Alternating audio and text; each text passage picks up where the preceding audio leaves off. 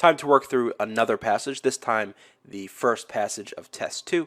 So as you know, you should, before you watch these Test 2 videos, do the entire practice reading test in Test 2, do it timed, then watch these videos to check your answers and your approach.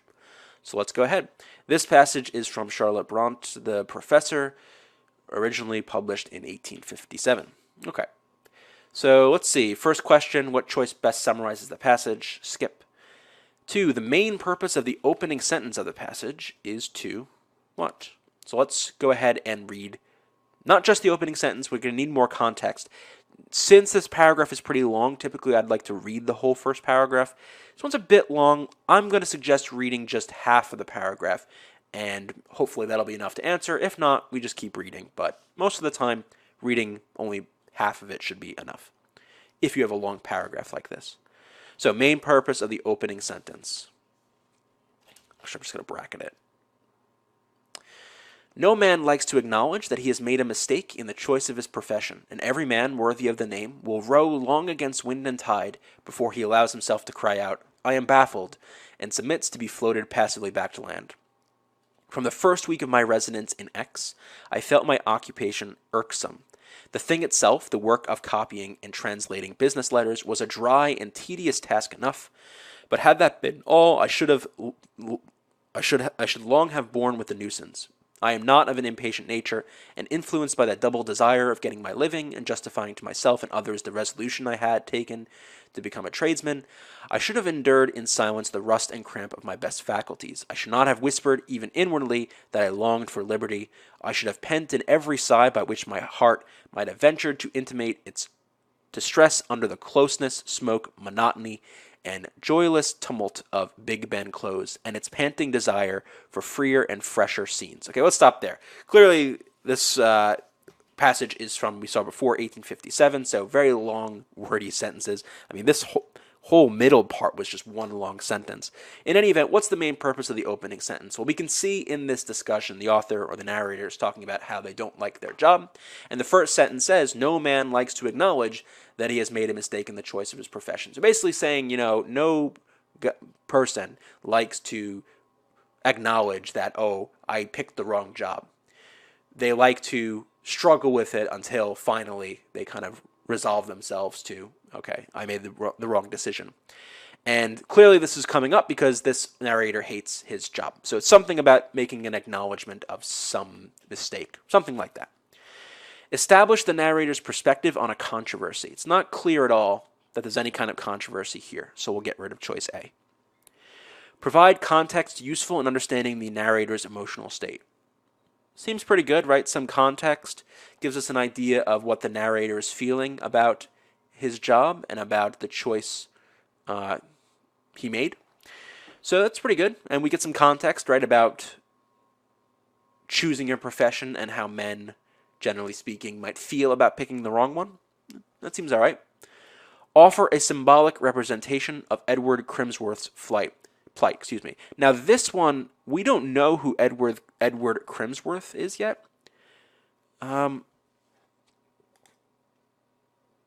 Just skimming ahead a little bit later, Edward Crimsworth looks to be somebody that's not the narrator.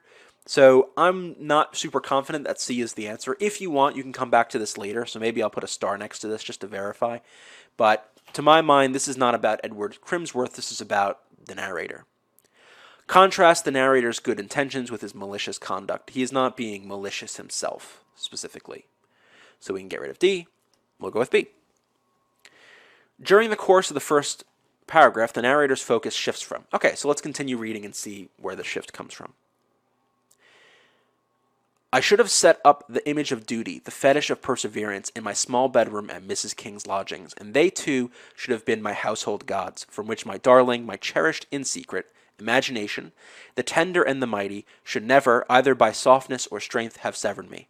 But this was not all. The antipathy which had sprung up between myself and my employer, striking deeper root and spreading denser shade daily, excluded me from every glimpse of the sunshine of life, and I began to feel like a plant growing in human darkness out of the slimy walls of a well. So this person really hates his job for sure. What's the shift in the focus? Well, we begin with a general discussion of how men might feel about acknowledging that they've made a mistake with their profession. Then we go into a discussion of the description of the work that this person does and how they feel about their predicament. In other words, not very well. And finally ending up with a discussion of the antipathy, the antagonisms between the narrator and his boss. So let's go to the choices and see what we've got. Recollection of past confidence to acknowledge of present self-doubt. Don't think they mention anywhere confidence. In fact, just the opposite. It doesn't really mention that this author would feel confident about his or her job or his job.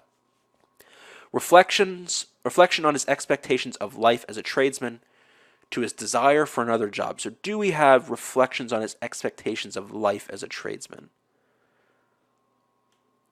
So here's where we talk about, here's the word tradesman. So this might be a recycled words type trap because it's reusing the word tradesman in the choice.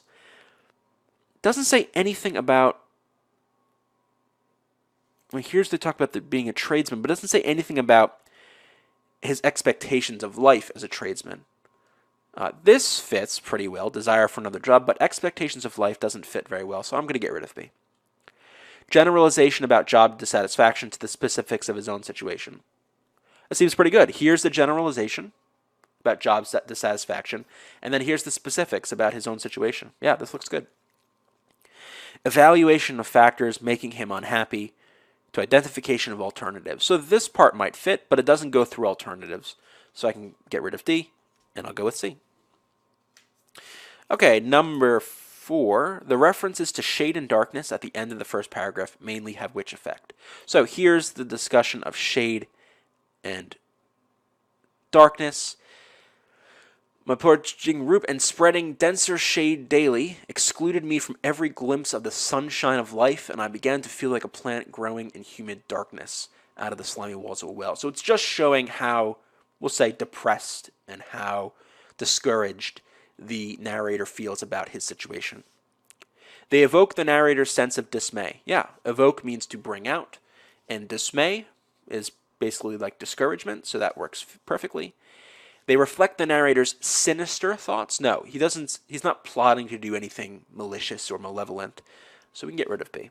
They capture the narrator's fear of confinement, so be very careful. Do they talk about here how the narrator fears being confined? You may look at the well and say, oh, well, he feels like he's in a well, so maybe he's trapped in a well, or it feels like that. But again, that's too far. He says that he feels like a plant growing out of a well. I mean, whatever that image might mean. I mean, it goes with this darkness and this shade that we discussed and that we're discussing in this question. But fear of confinement, he doesn't fear being confined. He doesn't say that anywhere. They fear the narrator's longing for, they reveal the narrator's longing for rest. It doesn't mention anything about longing for rest. It's more about the author's dismay and discouragement. So we'll go with A. The passage indicates that Edward Crimsworth's behavior was mainly caused by his what? So we've got a keyword question here, right?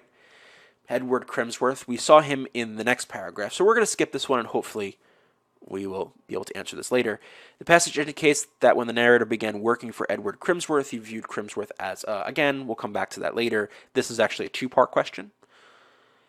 At the end of the second paragraph, the comparisons of abstract qualities to a lynx and a snake mainly have the effect of what? Okay, so here is the lynx and the snake. So let's read this paragraph. Let's answer 8, and maybe we'll be able to answer some of the other questions that we skipped. Antipathy is the only word which can express the feeling Edward Crimsworth had for me, a feeling in a great measure involuntary, and which was liable to be excited by every, the most trifling movement, look, or word of mine.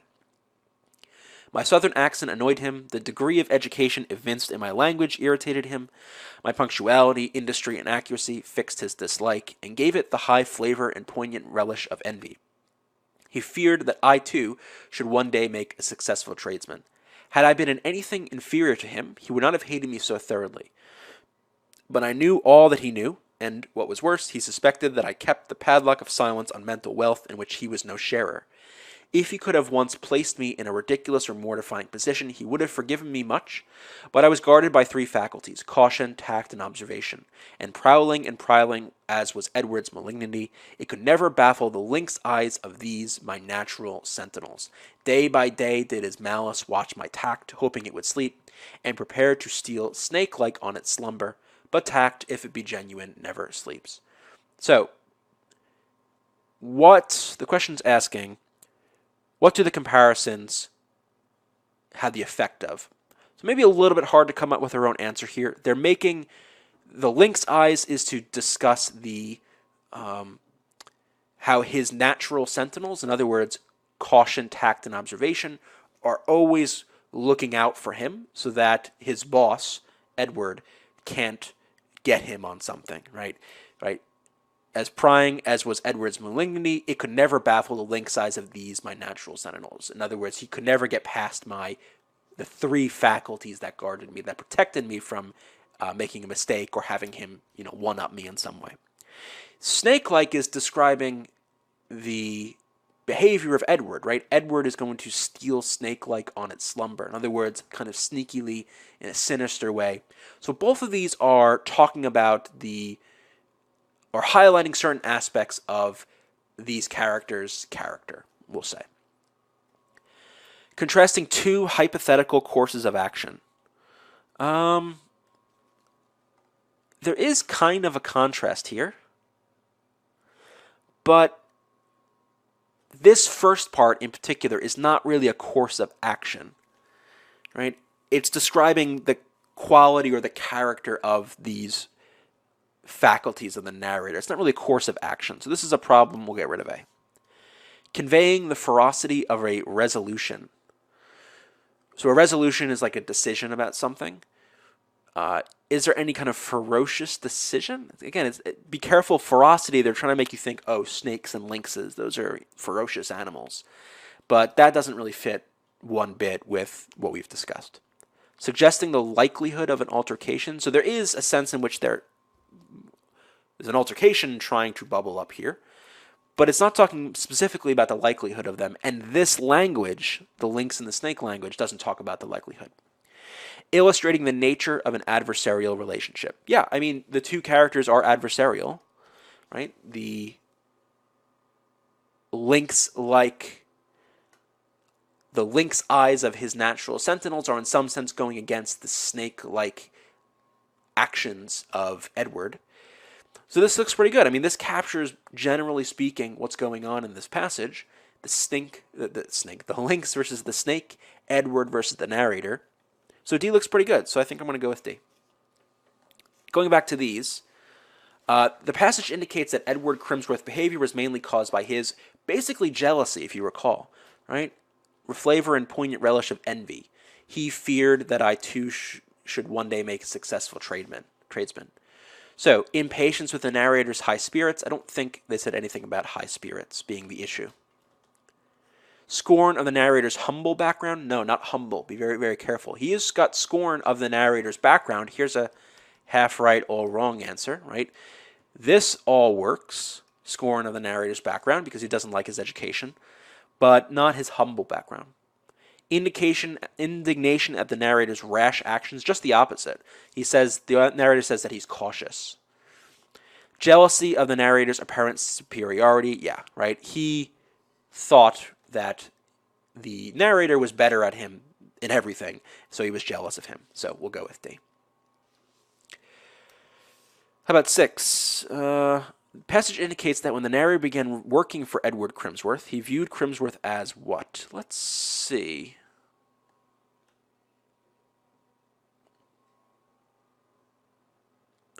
This is a specific question, I would think. We just need to find which one of these might fit.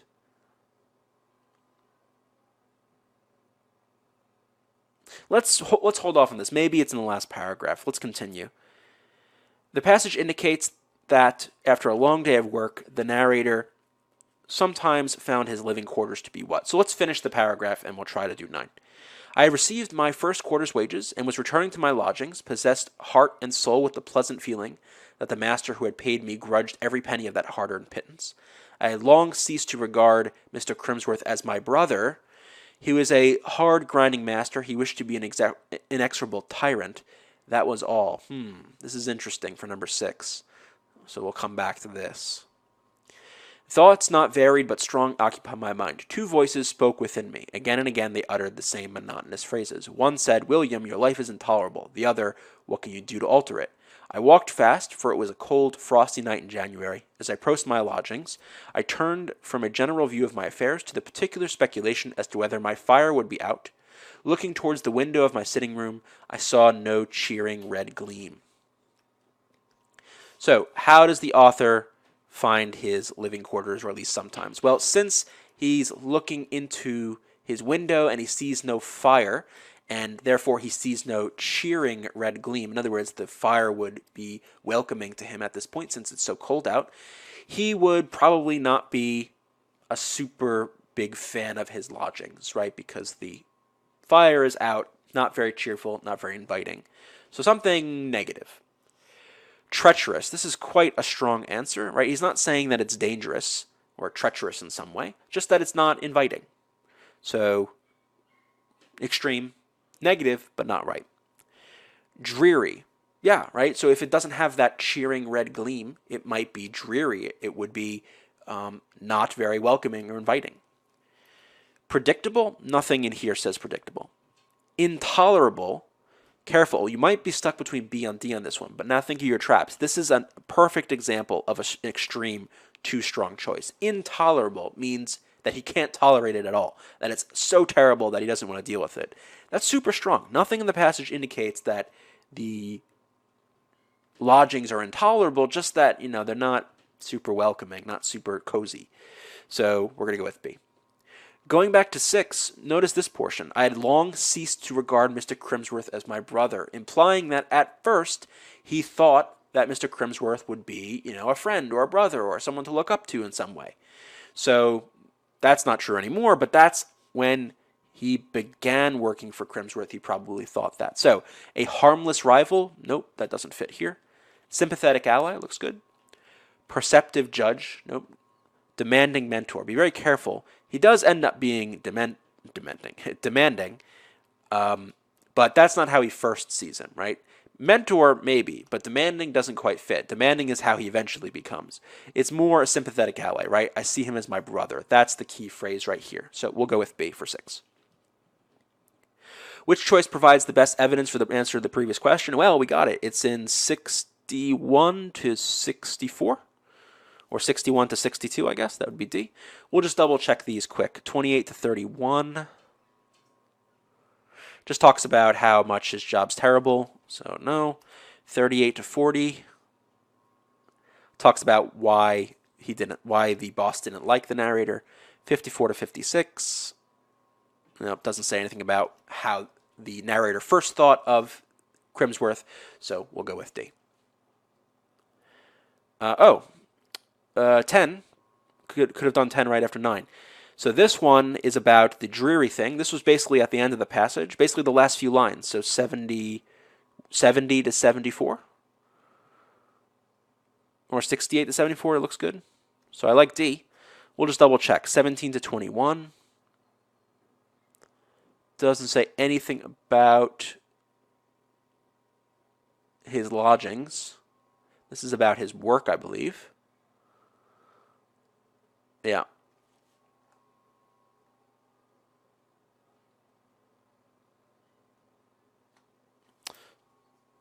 Now, 21 to 23 mentions the lodgings, but it doesn't say how the author finds his living quarters to be. It just says that I should keep the image of duty and fetish of perseverance in my bedroom at Mrs. King's lodgings. It doesn't say what he thinks about his lodgings. 64 to 67 doesn't say anything about the lodgings, so I'm happy with D. Okay, so we've done these 4, this. So let's go back to the first question of the passage and wrap it up. What choice best summarizes the passage? doing it on our own, something like a narrator's musings on his work situation and how much he hates it and how much his boss hates him and how much it's terrible. So let's see. A character describes his dislike for his new job and considers the reasons why. Seems good. Two characters employed in the same office become increasingly competitive. These are not, maybe they're both technically employed, but one's the boss. So this doesn't really capture the relationship, nor does it talk about how they become increasingly competitive. A young man regrets privately a choice that he defends publicly. Nothing in the passage says that he defends publicly. Again, half right, all wrong here. This looks pretty good. A young man regrets privately a choice that he made, right? Taking this job, perhaps. But we can get rid of C because that doesn't quite fit with the passage as a whole. Particularly this piece is wrong. A new employee experiences optimism, then frustration, and finally despair. I don't think there's any sense here that the author ever had optimism about this. Frustration probably fits. Despair is really strong as well. So this doesn't quite fit the structure or the focuses of the passage. A little bit too extreme. So A is the best choice. So it looks like we've done all the questions. Let's move on to passage number 2.